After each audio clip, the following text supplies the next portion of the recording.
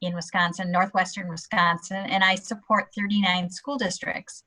And one of the things we do is provide resources for teachers to check out. So we have Splats for teachers to check out, but now that our schools, well, starting last year, and then when our schools closed down in March, our districts weren't able to access the Splats. So I am wondering if I can lend them to teachers, if they can send them home with students, if we go to like a blended, whatever kind of virtual environment we do, whether that will work, and then how I can get interest with content teachers to see how they can incorporate them into their lessons and promote the standards. Mm-hmm. Awesome. Jan, we're going to be talking, we're going to have a separate breakout room just about remote learning and Splat specifically.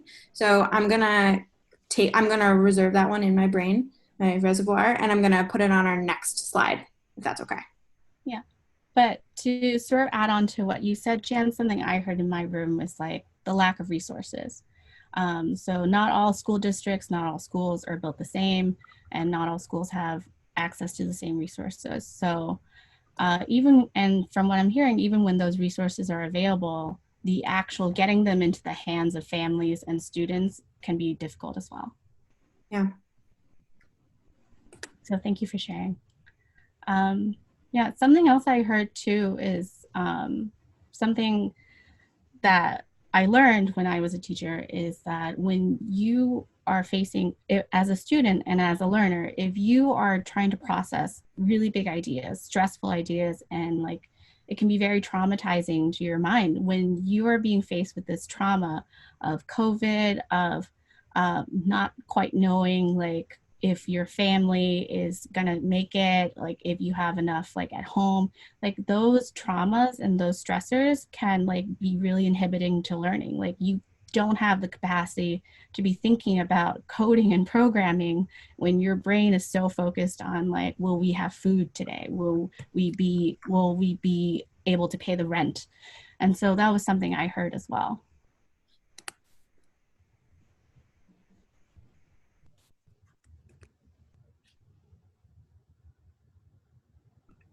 And Joan, if you're still there, you shared a lot of really amazing thoughts.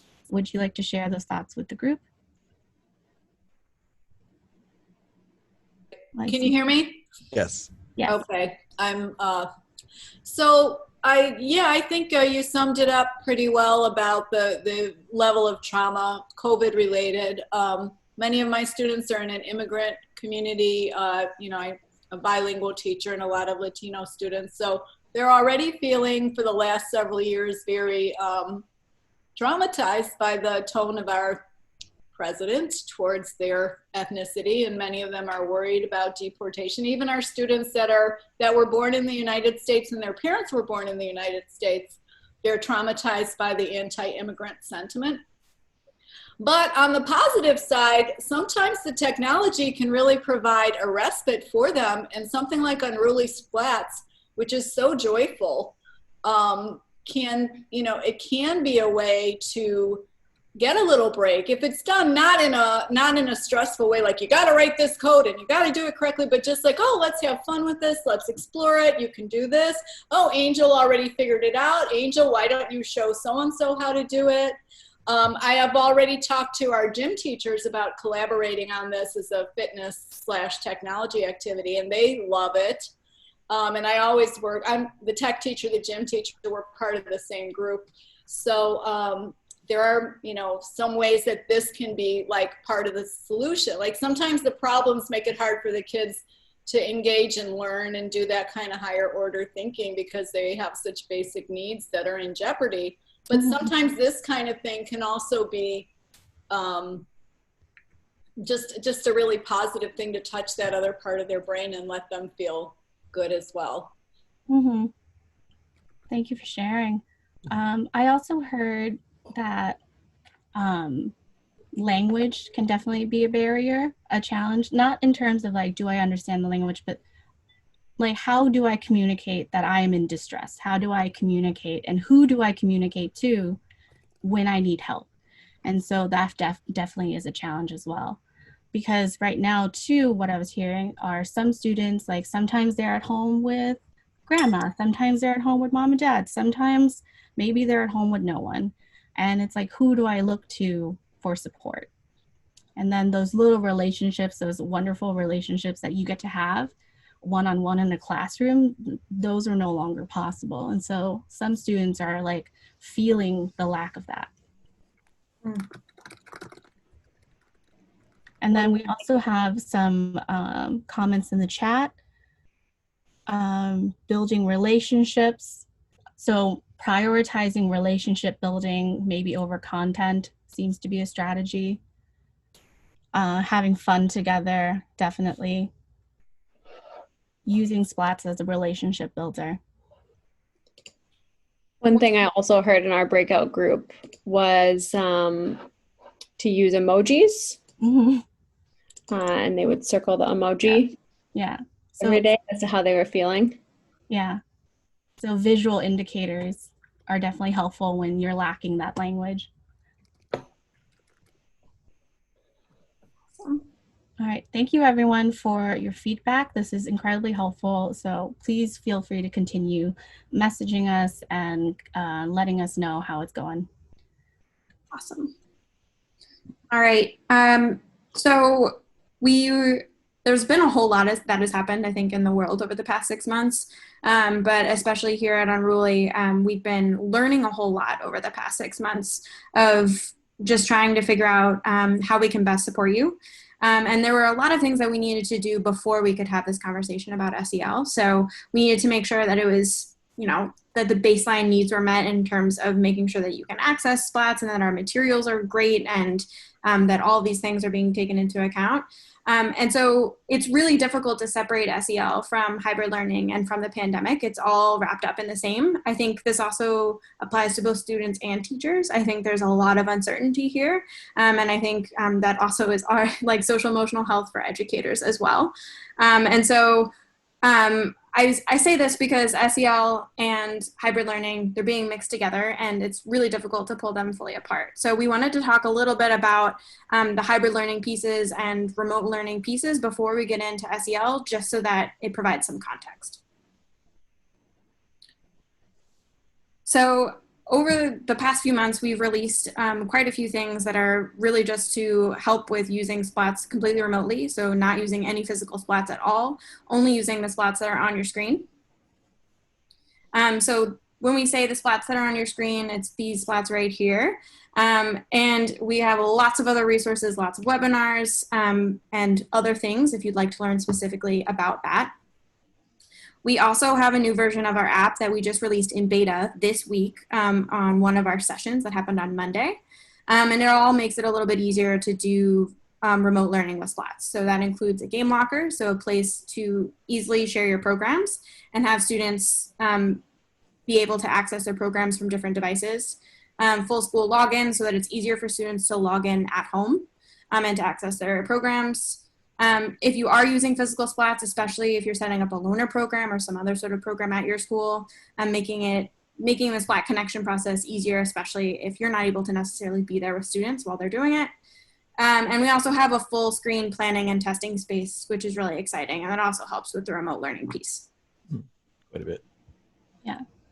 Yeah. So we have 3 sets of activities that are student facing that you can hand directly to students. You could do them during synchronous time or asynchronous time.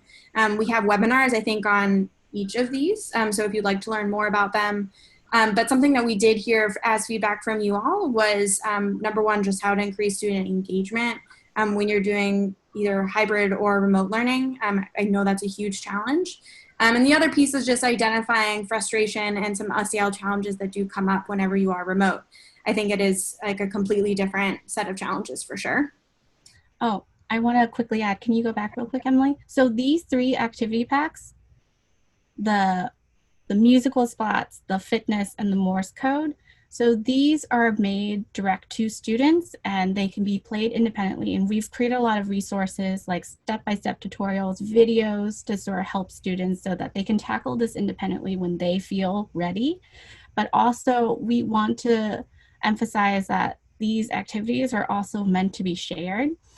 like with musical splats, like you can create like the most wonderful symphony of like fart noises and animal noises and robot noises, and like there's a lot of joy in the creation of something, and it can be very therapeutic to create something, but it's also so fun to share it with other people.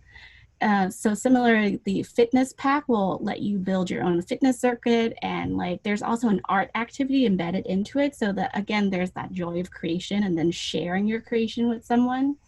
And then the Morse code will allow students to send each other Morse code messages. And so there is like an undercurrent of like, this I can do by myself, but this is also something I can be really excited to share with my friends, even though we're not playing together in the same room or using a physical splat. So true. Going off of that, Anne, too, I think sometimes, especially in the hybrid and remote learning models, it naturally feels very isolating for students and for educators, but it doesn't have to be. There are ways, it can be clunky, like you saw, in terms of breakout rooms and things, but there are ways to still foster a sense of community when students are building and creating, and there is still collaboration. So that's also something that we're happy to help with. Yeah. Make sure it still stays. And we're coming up ways to share creations in a more streamlined manner so that there's greater access to the sharing. Yep, that's all in this game locker piece. So make sure to go back and watch our beta app 2.0 session that was on Monday. That talks a little bit more about that as well. Awesome. All right, Ryan, talking about modifying existing games. We have lots of games that teachers were reaching out to us and saying like, we really miss this game, but it has to be played in person. And so we took steps to make sure that you can still enjoy those games. And Ryan is going to speak about them now. You guys covered most of the points ahead of me. We spent a lot of time, especially in these last packs, like we went over with the music pack, the Unruly Fitness, the Morse code, and the Unstoppable Play pack. We spent a lot more time from the virtual and then incorporating in the physical.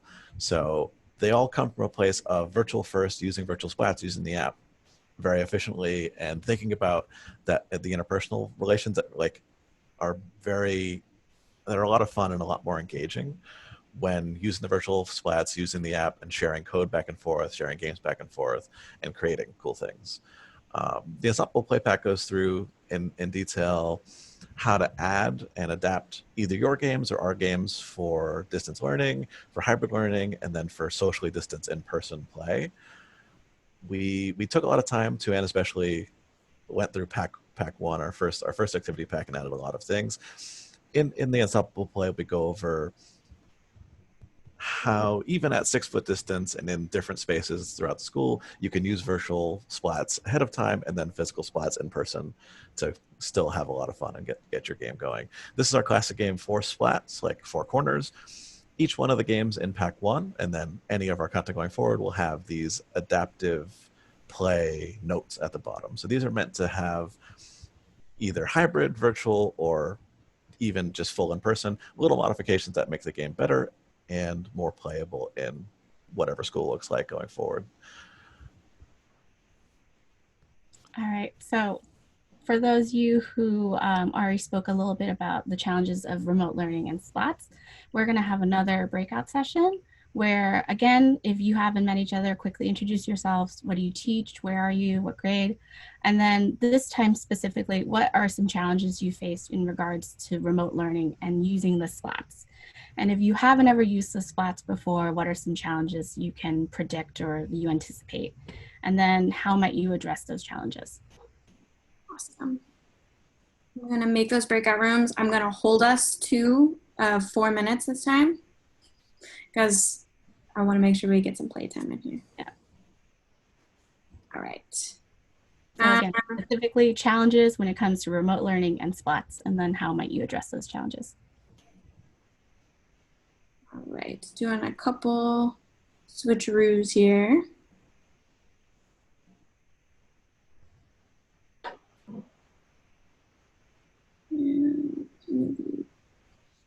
All right. I think we're in different setups this time. Goodbye. Thank you, Emily.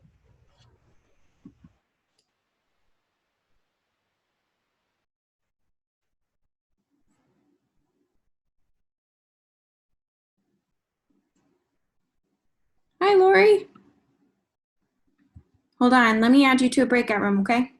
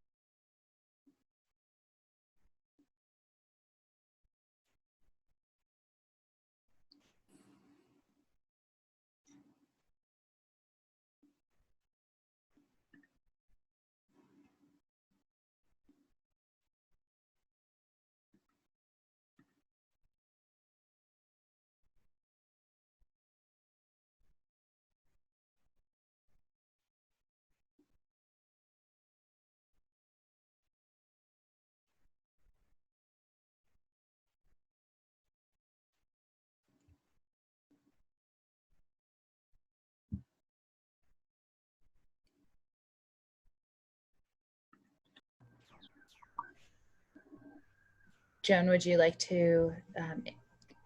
Sure, I'm Joan, and I teach technology in a medium-sized school, about 800 kids, pre-K through 8th in Chicago Public Schools, serving a predominantly low-income community. I really like the unruly splats for like the intermediate, like 3rd through 5th kind of thing. We do a lot of EV3 robotics with our middle school, and we do a lot of things with the younger kids, but I needed something that was not too difficult but not too babyish, just kind of right for the middle grade kids. And they love it. So far we've only had the demo pack and they love it. But I would say one of the challenges is just the fact that we're going to be 100% remote. That was announced just today. We're not doing hybrid for the first 10 weeks. And I was wondering how we could really go forward with Unruly Splats, but I love that there's a virtual option. I was discussing with some of my robotics colleagues, you know, like, and some people don't like simulators because they feel like the kids need to have a physical experience. And I do think the physically touching things is wonderful, but it's not going to be the COVID reality. So the fact that we have the virtual options makes me really hopeful, because you know, we want our kids to be creators, not just to play someone else's game, to create games and play the games that they and their classmates have created. And I really want to learn more about the virtual splats so that I can see how I can use that in my lessons in September. I don't know if that answers the question, but that's what came to mind. 100%. Lori? So, Joan, I had a question for you about that. So do you foresee that you could have your teachers give these to students to actually work at home with? Well, I don't know. I mean, if we purchase, like if we get maybe, you know, whatever, I don't know how it comes, like 10 splats or whatever, you know, 10 sets of 2. I have 800 students. I mean, even if you just take 3rd, 4th, and 5th graders, I have almost 300 students, maybe at least 250. So I'm not sure how I would equitably split 10 pairs. It would be, I was thinking that when someone was talking about loaning them, like, could I loan them out? But I don't know, maybe we could in a limited capacity, but it would be very problematic because our area is so hard hit with COVID. Like, it's very difficult. Even with distributing the Chromebooks was very difficult and somewhat nerve-wracking for the staff in the school. I was not in the school in the spring. But it would, if we could pull it off, it would be great. But, you know, how to do it equitably with so few devices relative to the number of children and the difficulties of, you know, the COVID thing. I have to figure it out, but I like that you're bringing it up and I won't rule it out.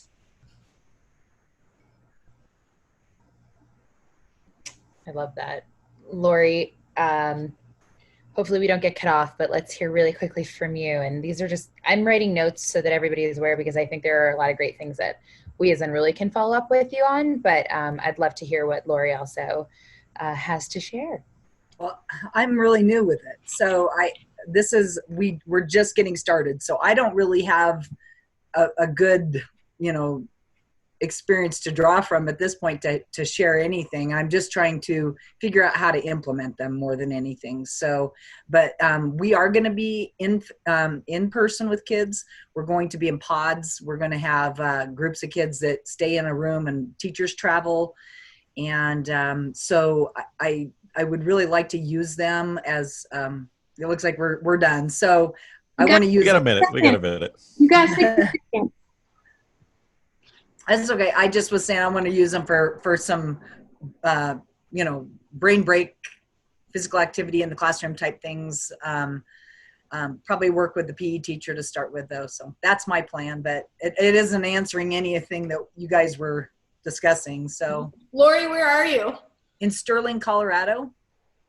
And we don't have very much COVID here. We don't have, it's pretty rural. It's a middle school that has about 400 kids, but it's still pretty rural, and we're, removed enough from, I don't know, we're lucky, I guess, removed enough from the bigger, more populated areas to kind of avoid it, I guess. That's all I can say is why we haven't had it. So, because I feel like we're very lucky in that way.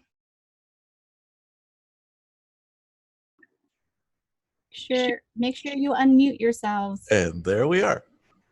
Thanks for coming back, everybody. Sorry for the abrupt cutoff again. Oh, I'm going to put a teacher on the spot. Kathy, show yourself. Kathy. Kathy had amazing things to say. I'm so excited. She is a music teacher. Ooh. Okay, I'm not sure if I'm on or not. You're doing good. Okay. What do you want me to share? I mean, everything you said to me was amazing. I'll keep it very brief. I was fortunate enough to get 2 Splats that were part of a grant program. And then my school gave me a summer grant to work with the students. So I introduced a small group of students to the Splats by a Zoom meeting, showed them, held it up, showed them what it could do, but then we went into the virtual learning, and I broke it down into small steps, and each day, it was a week-long session, but we had an hour each day, and what we would do is we would Zoom together. I'd give them some of the basics, and then from there, I'd give them a project. I emailed all this stuff to the parents, and then the next day they would come back and they would share their project. And at first, it was a little tough. Luckily, they had done some coding, but this was a different format and a different teacher.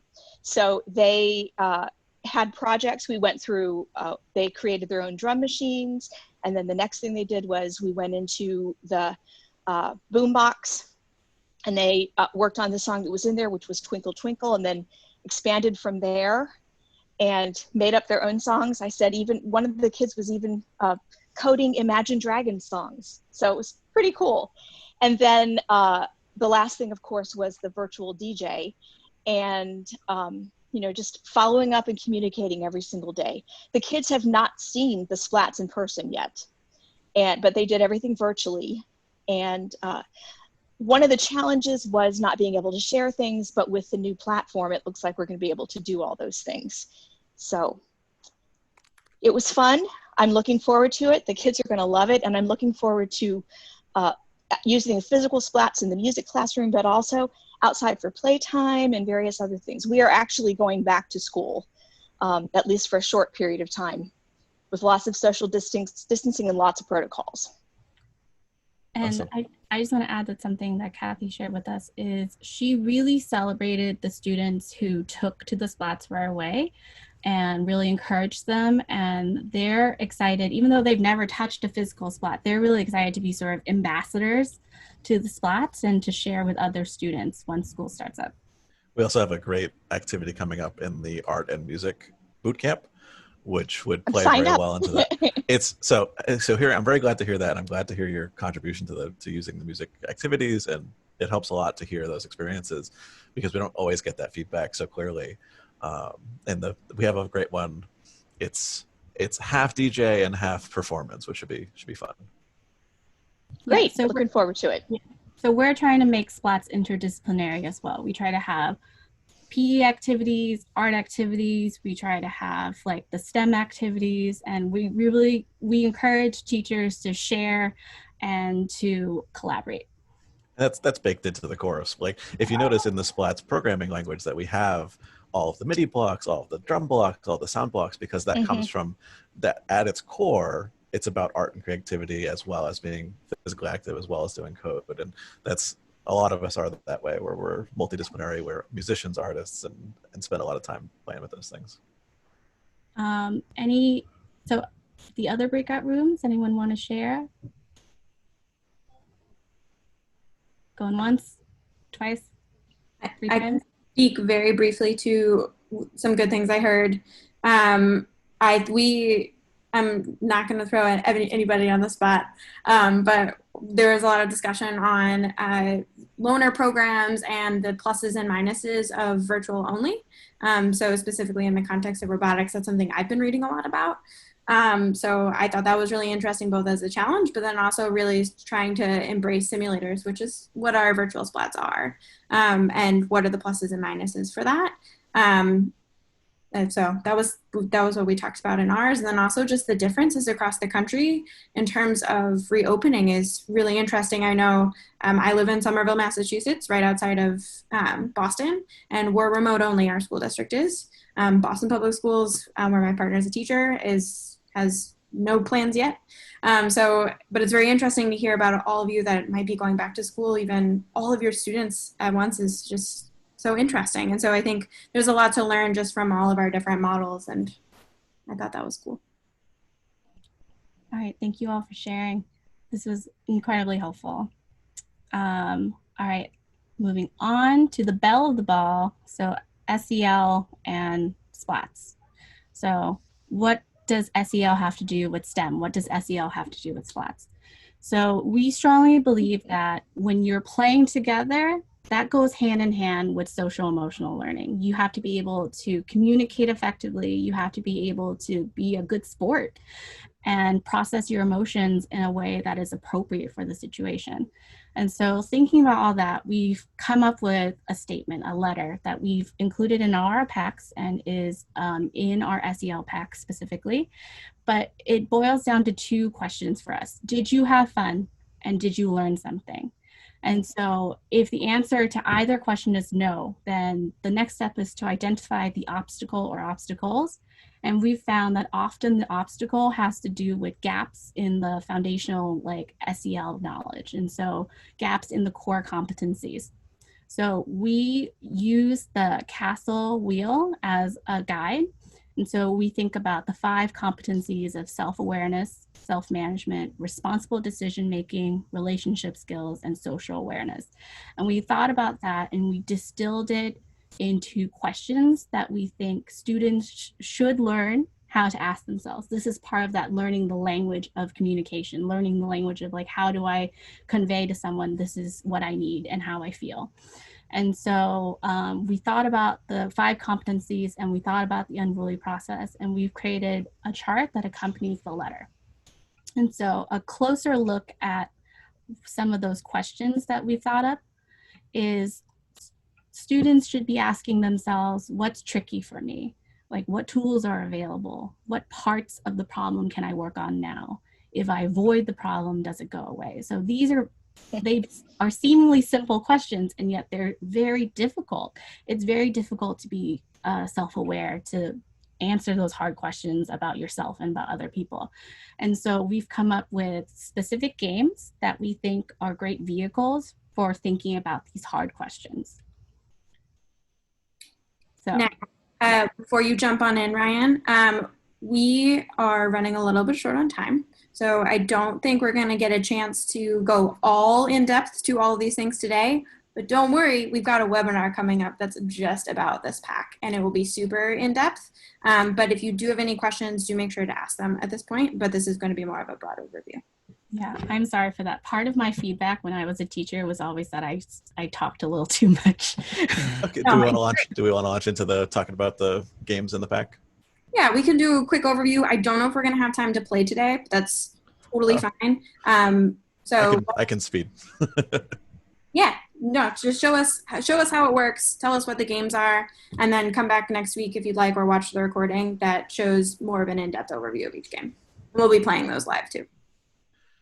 So I'm just going to share my desktop here to make this a little bit more streamlined. So in the SEL pack, we have 4 different activities. Each one is meant to focus on a slightly different part of SEL and maybe some of the issues or challenges that people might face. Bug Out is a collaborative debugging game where there's 4 different parts of a program, each of which has a set goal and a set of instruction that you're trying to meet with the blocks that you're given. And each has a sort of increasing difficulty level. So the first bug is a little bit easier, the second one's a little bit harder, the third one's a little harder still, and the fourth one is even harder. It's based on Splats goalie, but modified just a little bit. So that's a great cooperative and maybe self-challenging.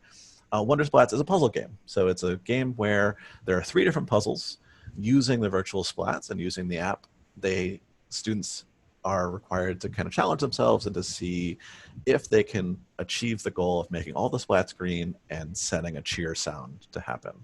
So there's long function blocks which are programmed ahead of time, and the source code is right next to each one of these.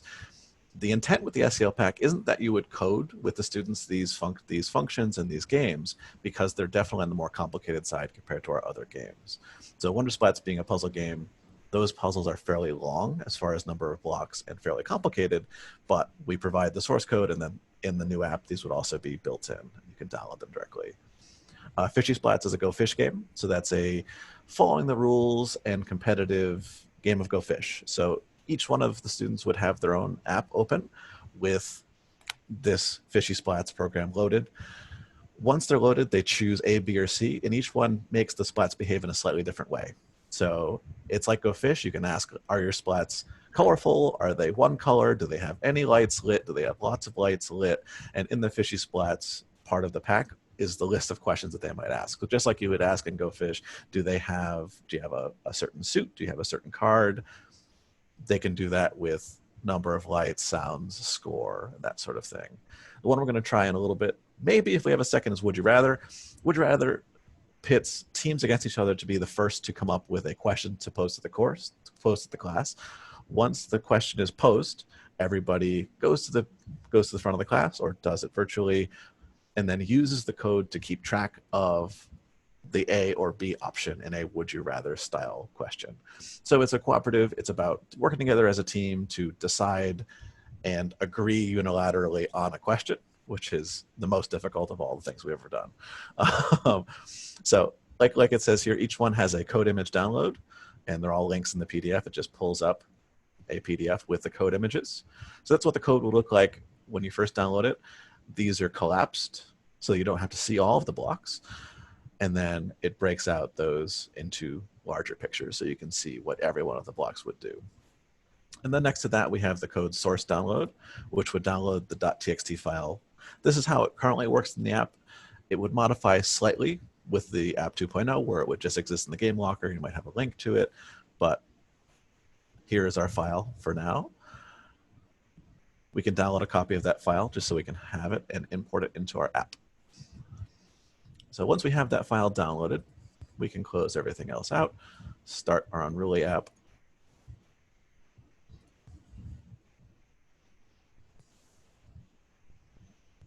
Unruly SEL. So this is our old app. It's going to change significantly in some parts and a lot less in others, like we said in the app beta. Right here under Create a Project, you can import your project, which is how you would take a text file and load the blocks. Like I said a second ago, these are collapsed ahead of time for you, so you don't actually have to dig into what these blocks do because they are quite long. So they are longer. They're fairly clear when you dig in there and look at what they do, but the nice thing is you can just leave them collapsed. And that's how you would start from the beginning, download a text file from your pack, and import it into the old app. And then this is Would You Rather. You're ready to start playing your game.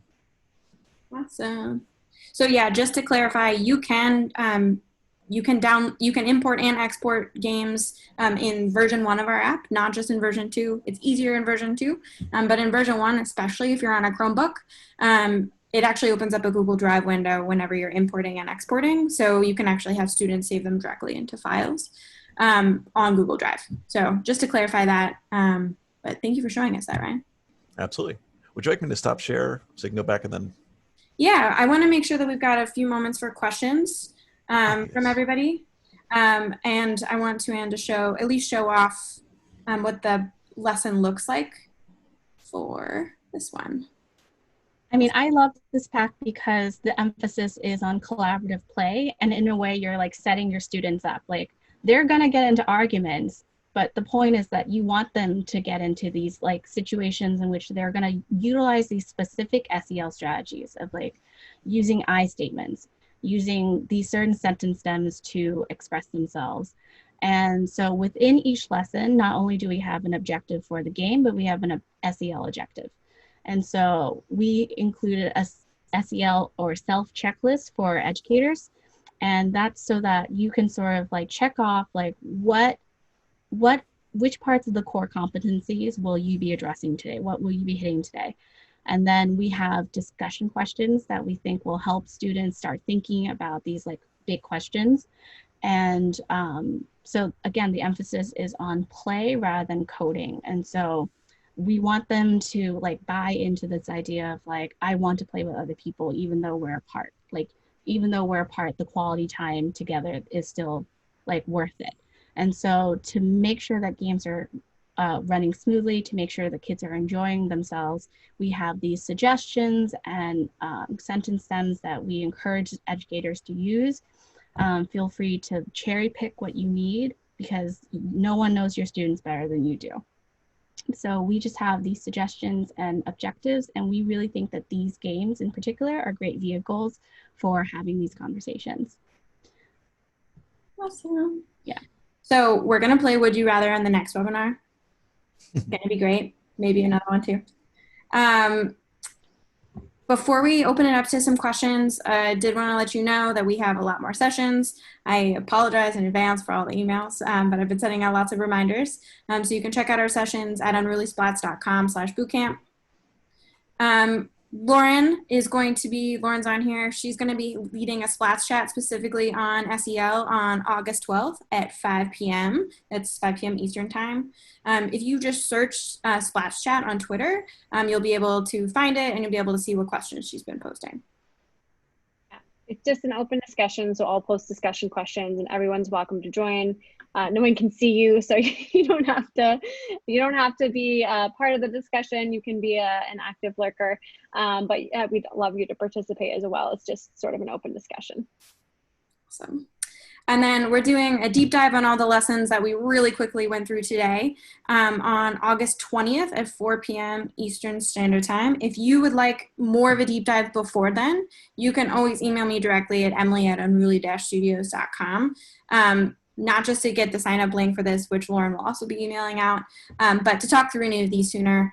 Understand that especially over these 2 weeks, you're getting a lot of material from us. So if you ever have any questions, you can always reach out to me. All right. Any questions or anything that we missed today that you'd like to talk about or that's just been on your mind and need a thought partner on?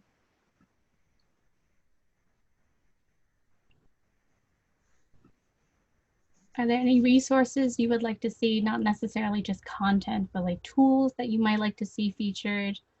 Anything that would help you? I know some of you use Google Hangouts rather than Zoom, and so it's not possible to directly chat with students or even have breakout rooms. So I think you can do breakout rooms through Google Meet. Oh, you can, okay. I found instructions for that for another teacher in my school. I don't know how well they worked out, but I will be investigating that before we go back to school because I'm hoping very much to use them. It's rolling out now. Yeah, so it's going to really help a lot.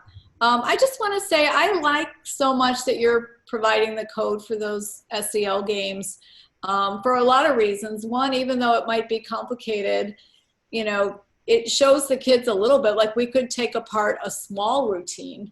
Just, you know, they don't have to like understand every bit of the code, but we could divide it up and little groups could just try to understand and share out what a small part of it is doing. And if we have students that are like the very advanced learners and they really want to, you know, they just need something super challenging, we could let them perhaps, if it's possible, make a copy of the game and make certain changes so that they could experience it, or try to make a similar game. So, you know, we always want something for our very high functioning kids to have something challenging for them. Yeah, and they're coded with that in mind too. So the way that the games are coded intentionally is that they're easier to read. There might be ways that are more efficient to code something with less blocks or more simple blocks, but we always try and make things that are visually and logically easy to understand from the top down. And that helps a lot with that sort of exploration. Yeah, that's fantastic. So yeah, I love this. Thank you. If you've gotten a chance, I'm sure you might have seen them already, Joan, but we do have examples that are preloaded in the app, which a lot of teachers do also use with students in terms of like modifying, exploring, changing them around. And we have a couple, we also have on our portal, I'll show you actually right now on our portal where you can find all these resources. If you didn't already, let me quickly show you. Wonderful new portal. Wonderful new portal. And I'm going to throw my email into the chat for everyone because I would love to collaborate with many of you because your feedback was incredibly helpful today, and I want to collaborate with you on coming up with more content and strategies. So please feel free to reach out to me. All right. Just to show you where all these resources live, if you click the login button, it'll show you a form right here just for you to fill out to log on in with your email address. We have all of our resources on here. The social emotional learning pack is right here directly. You can just click on it and then click download. All of them link directly to those file downloads. So you can just click on them and directly in the PDF, but let me know if you have any issues with that, or let us know if you've got any issues with that. And then all of our other lesson plans are also on here as well as the activities that we spoke about. We do have slide decks as well that Tuan made about all of our core activity pack, our most popular activity pack. So you can use those. And then we've got some classroom tools that we're adding on here. We're going to be using these specifically in our game creation webinar that's happening next week. And then the guides that Ryan talked about are also on here.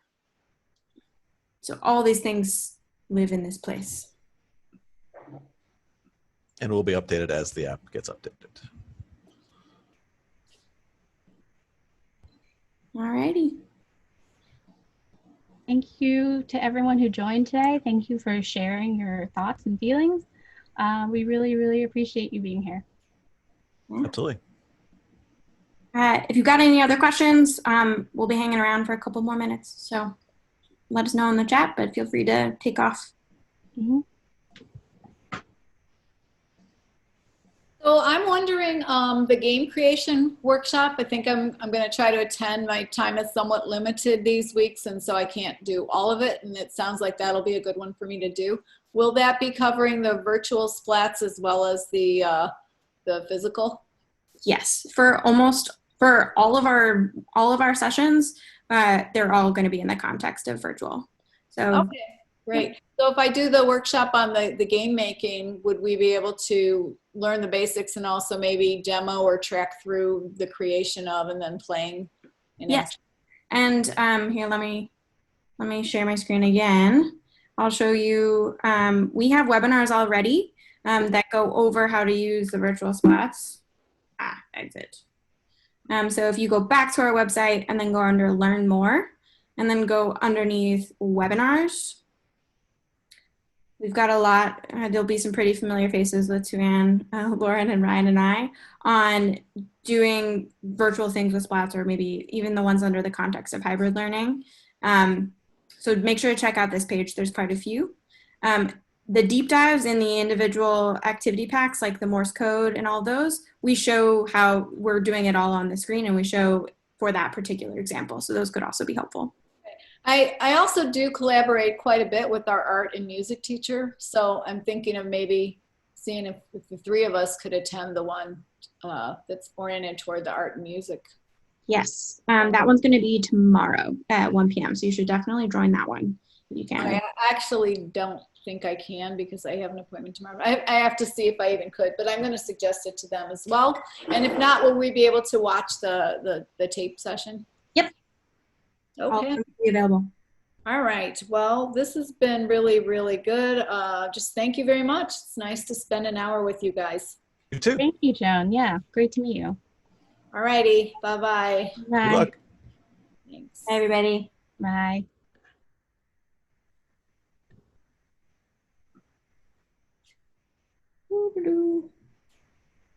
All right. See if anybody's got any lingering questions.